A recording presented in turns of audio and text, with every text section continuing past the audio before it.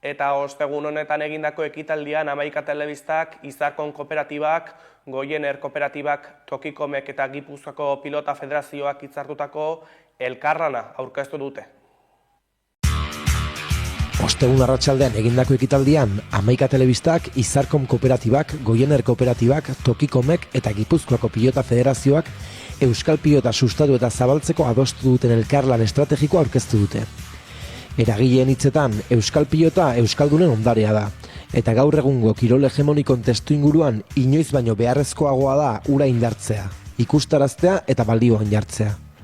Komunitatearen eta elkarlanaren indararen jakitun, elkar babestuz eta auzolanean oinarrituz, ondare hori gizarteratzeko eta sustatzeko bide berri bat ireki dutela nabarmendu dute.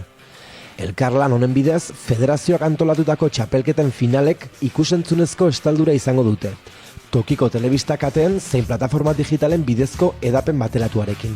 Hamaikak txapelketen finalak emitituko ditu zuzenean, gizonezkoen trinketean eskuz binaka eta joko garbia modalitateko nagusien mailakoa, eta emakumeen lauterdikoa Goienerrek. Izarkomek gainera, final guztietan internet konexioa bermatuko du. Partidak Gipuzkoako Pilota Federazioaren YouTubeko kanal ofizialean, Hamaika Telebistan eta Tokikomeko kateetan zuzenean estreinatzeko.